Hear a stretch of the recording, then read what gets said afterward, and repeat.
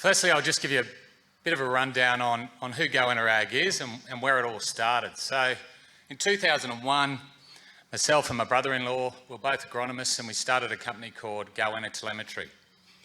So what happened then, we hit a drought in 2003 and we had a nutrition lab as well. So we sold that lab and I went back working with a reselling company for the next over 10 years as an agronomist, and just slowly selling the product through that company, my GoannaTelemetry products through that company for that period. And then it started to get to where it was getting too busy for to be able to do both businesses. So I looked for outside investment, and in 2018 we Goanna merged with a company called Discovery Ag, which was born out of a reselling outlet called Delta Ag, and that was started by a bloke called John Patterson. So what we were trying to do is see where we could take our telemetry and getting the data off the farm and spread our footprint a lot more wider. So we got some very good investors on in Westpac, Grain Corp, a bloke called David Murray, ex-CEO of Commonwealth Bank. Our chairman's a bloke called David Spence, who's chairman of PayPal. Obviously Delta Ag, and just over the last capital raise, a lovely couple called the Von Willers, who created Siri on your phone. So it's great to have them on board and see confidence in where we're going and what we're trying to achieve. And probably our main product where we're trying to push the boundaries with is a product called our GoField Plus, which is more precise irrigation scheduling on a farm. But to talk about some of the other things we also do on the farm, we do a lot of weather stations, obviously soil moisture probes, dam monitors, monitor any flow meters, basically any sort of water movement on your farm, storages, channels, rainfall, and we do a bit of fuel inventory as well. So to get back to what we did at Fraser's, we had some GoField Plus sites, we had some rain gauges and some channel monitors. So just with our GoField Plus, and this is some data out of Fraser's place, is that so GoField Plus it's an integrated infield irrigation scheduling system. So what I mean about that is, so what we do is we bring in a soil moisture probe, what we call a canopy sensor, which measures the plant temperature. We bring in back-end weather data and forecasted weather data.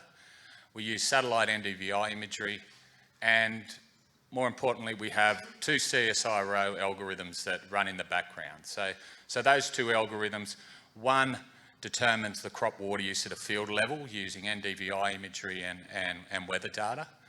And two, it also enables us to forecast out 10 days what that crop's going to use in millimetres per day.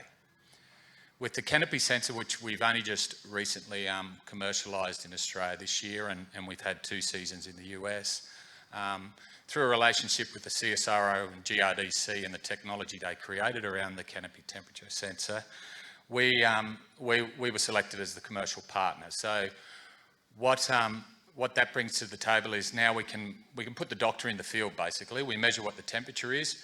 We accumulate the hours that the plant is measuring over 28 degrees, which is the critical mark, and the algorithm has established basically a cumulative number of hours, either per day or over a certain period. Of once you breach those hours, you're in a zone where you're affecting the yield of your crop and obviously your take-home profit. We're also just finishing off forecasting that. So what it's enabling our data or our solution, once we get it all right on the platform and make it faster, more clearer for our clients, it gives them data around more precise irrigation scheduling. And what we've found out of the States over the last 2 years, and just recently this week, we were taken over there in 2019 by 2 crop physiologists, head crop physiologists out of the USDA called Dr. James Mahan and Dr. Paxton Payton. And they saw what we were doing over here, and they hadn't seen that in the States, so they took us over there on a project. There was only 5 sites in Oklahoma for the first year, and then this year we had something like 40 sites, 12 involved in the project, and then some commercial sites around that irrigation area around Lugat or Eltis in Oklahoma. And what the data showed this week was where James was showing us and plotting us the data points, is that there's a clear relationship, R2 values of 94, clear relationship between canopy stress, the amount of canopy stress you accrue during your season, and yield. The more canopy stress you accrue during the year, the less yield you're going to get. What we also found, because over there I was going into a system that wasn't short on water, it was the opposite to here.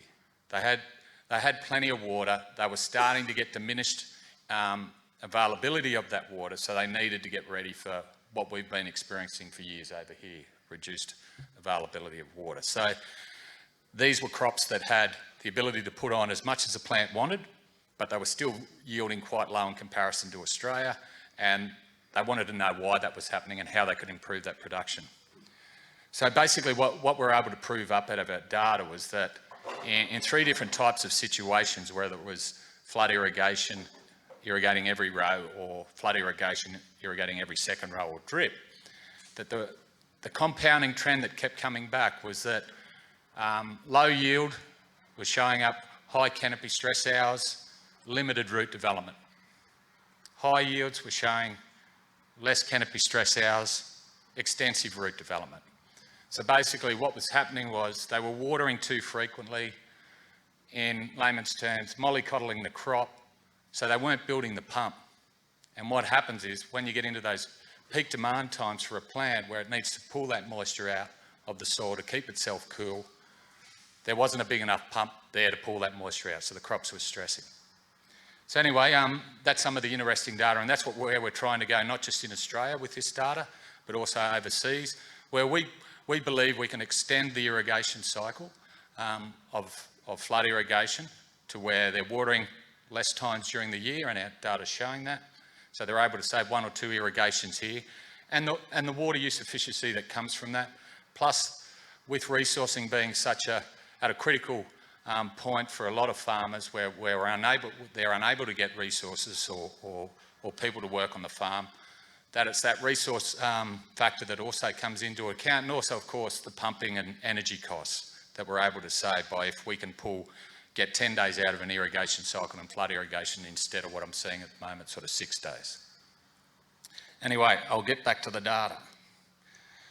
So as Asa Fraser said, so how we portray it is what we call our soil total graph, which is a combination of 8 sensors in the profile. So it's an 80 centimetre probe that has a measurement at every 10 centimetres. We have a soil calibration that calculates the millimetres that crop's using. And from that last, which you can't see, it's sort of going backwards. You see that red line going backwards because Fraser's, as he said, he ran out of water and he's below the refill point. But what we're usually able to do there is we're able to say, okay, this crop's using 6 mil a day, and at 6 mil a day, you're going to reach your refill point on a certain day. What you're also able to do then is, because that's just telling you what the probe's saying underneath the ground, you're able to turn on your forecast. So depending what's going to happen in the next 10 days with temperature, really changes how much that crop's going to use per day. So you're able to turn on your forecast and get a backup day of when that crop needs to be irrigated again. And now with next season, we'll have a forecast when the plant is going to be stressed. So we're just trying to give you all those tools to make that decision more accurately.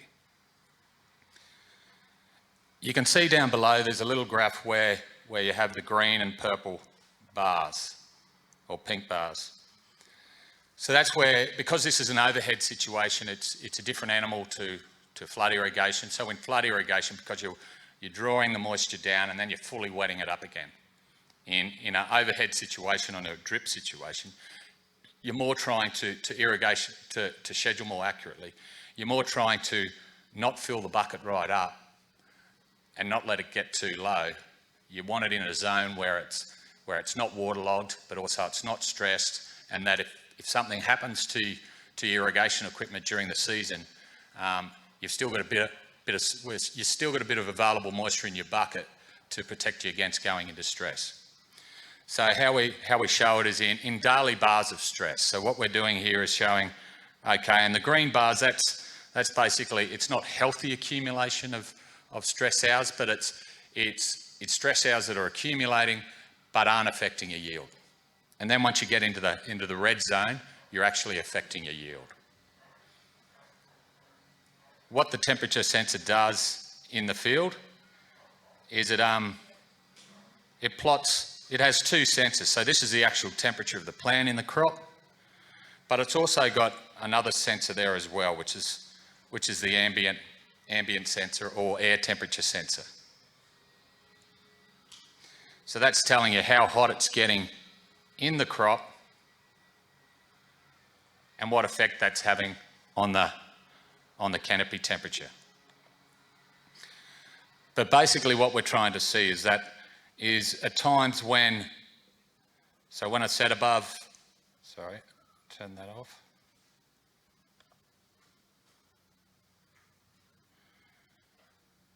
So when it's getting to, you can see in the back end here where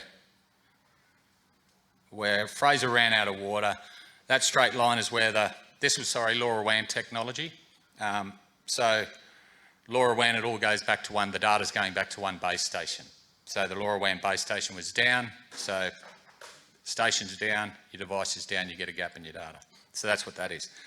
So as you can see, where Fraser had run out of soil moisture or had no water left, you can see that plant temperature was getting as high as 37. So that's a stressed plant. You're getting yield effect there. Whereas back where after he irrigated, you can see here it's down to 19 degrees and 23 degrees, so in a healthy zone.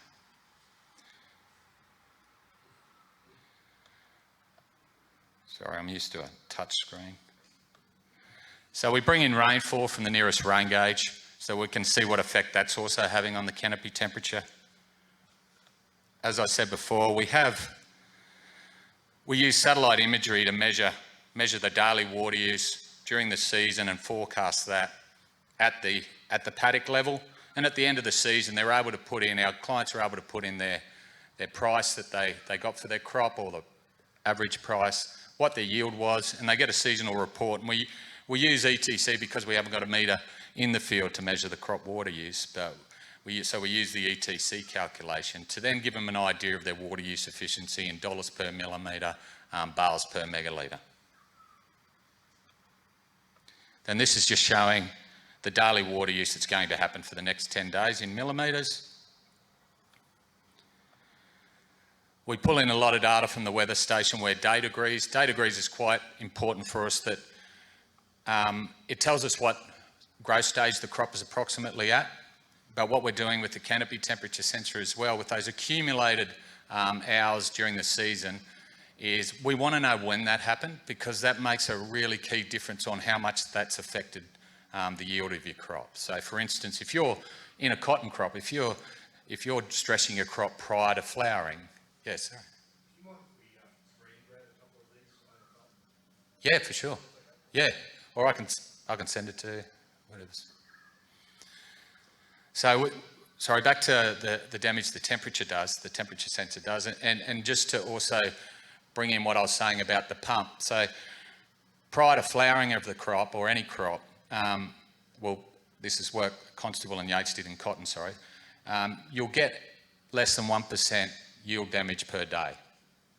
When you're getting to peak flowering, early bulb fill, you're anywhere from 2.7 to 3% of yield loss per day.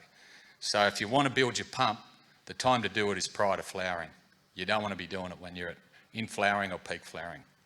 So that's where we want to use the day degrees as a basis for us to break up that canopy stress data and give you an idea of where most of the damage came from during that season from those stress hours. And then to finish off, we have have all the millimetres at the different levels through the soil profile.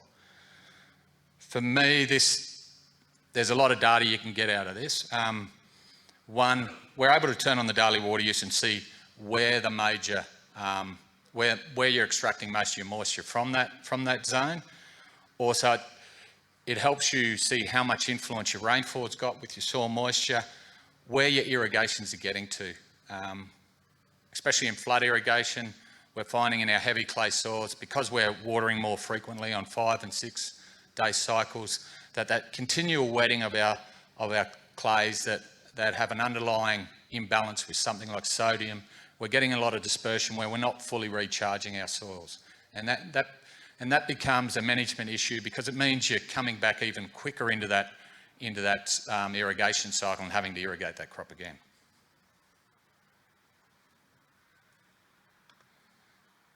So to leave that, so just the other one we had was a rain gauge on the farm. So what we do is we show it in a Now page where we can give you the history of your rainfall just in a quick snapshot.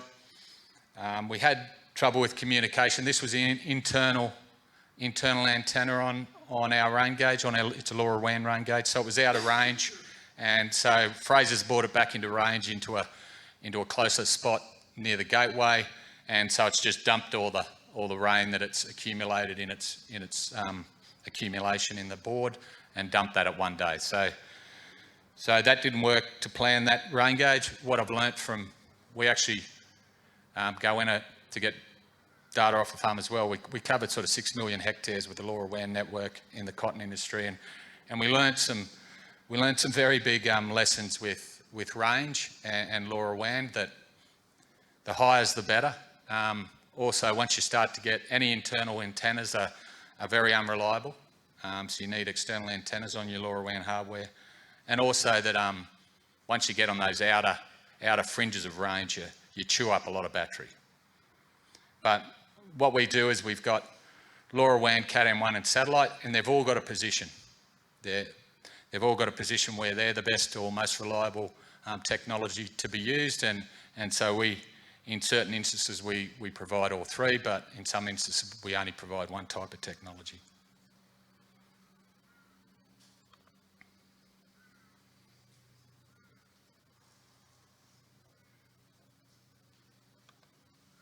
Sorry, I'm just waiting for the internet.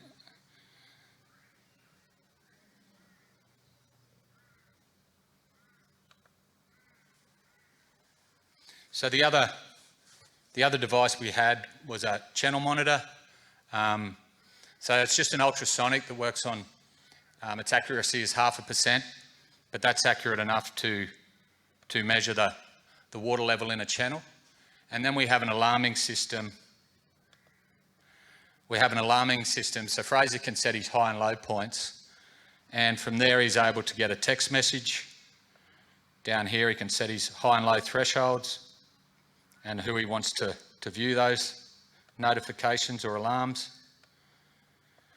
And what we've found is, to be honest, when we first started with channel sensors, we didn't quite understand the market. And what our clients were coming to us and saying, oh, these, as long as they're working properly, these channel monitors are fantastic. They're saving us a couple of 100 Ks a week, because we didn't realise that that's how much some of these guys during their irrigation times, our clients, they're having to travel back to these water sources and make sure the water's there, it's at that level. Something hasn't happened and cost them a lot, or water's low and their engines, it's too low for the engine. So we didn't understand it, and it's quite, we punch out a lot of these channel sensors. They're quite a valuable tool on farm. That's probably me to thank you. Is there any other questions people might have? Tom, the data that you had, what irrigation system was being used? Was it fire, natural? Overhead. Yep. Are you polling data, or are you real-time collecting? Depends on the device. Like weather data is every 10 minutes. Canopy data, we sample every 5 minutes, average every 15, send every hour. Soil moisture probe data is hourly readings. Channel data is every 10 minutes. It depends on, the use case basically, what needs to be. Our satellite data at the moment, its limitation is the amount of birds we've got up there with the company we're with, Myriota. So they've only sort of got 8 birds up there, so we get 4 return communications.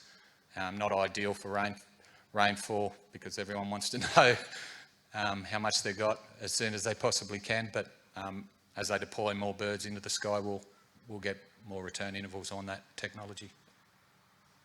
Talk a little bit on satellites, so you just touched on that. Where do you see the future of that Laura Wan probably going forward? Yeah, so the beauty of Laura Wan is that you can make it real time. If you've got range, you're close to a gateway, you can just punch that through all the time, the little packets of data. It's low battery usage. You can also save, the biggest saving is you've got all these devices coming into one gateway if you own the gateway, so you've only got one data charge. With satellite, a gateway is basically a base station. So a logging collection point. So with the satellite, what I just mentioned there before, the limitation is, so the satellites we use is, there's a company that, a startup out of South Australia, I got in touch with sort of 4 years ago, and we've gone through this journey where it's cost us a shitload of money, but we're getting there. Anyway, we're finally to market this year, and they've actually got some great funding from Boeing, and so it's about, they're putting these lower orbiting satellites up, these little matchbox satellites basically, and it's lower in, historically, satellite data is quite expensive per month compared to obviously LoRaWAN, lowest, and cellular, a bit higher than that. So what these lower orbiting satellites allow us to do is drop that cost in data where it's similar to cellular data charges. So its limitation is what I mentioned, we're only getting 3 readings a day. So, and it's also the packet size. So until we get sub-hourly readings from the satellites, get enough satellites up there to get sub-hourly, we won't be able to send like soil moisture data reports. The data's too small because we've got to split the packets.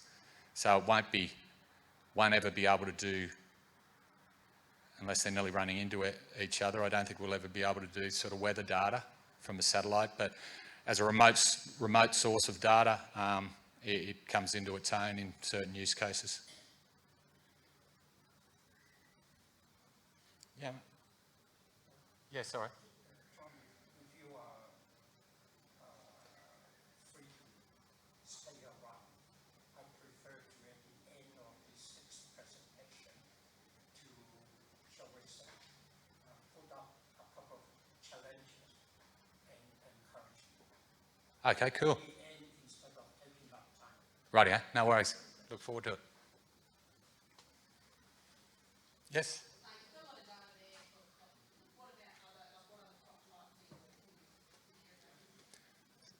So we do a lot in grapes, permanent tree crops. We've done a lot of corn, sorghum. The algorithm is only around cotton at the moment, but we're working closely with the CSIRO on a number of different crops for the canopy, that is. But there's only some very fine tuning because I've been looking at a lot of data from a lot of different crops, and the trend is still the same.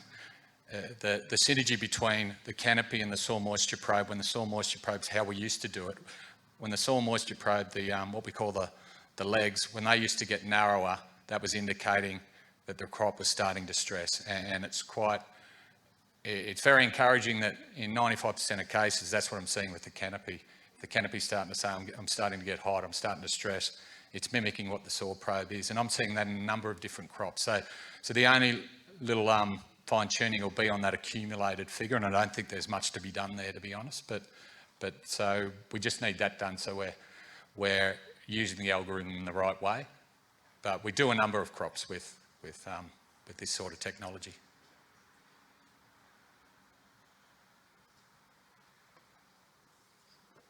Thanks, everyone.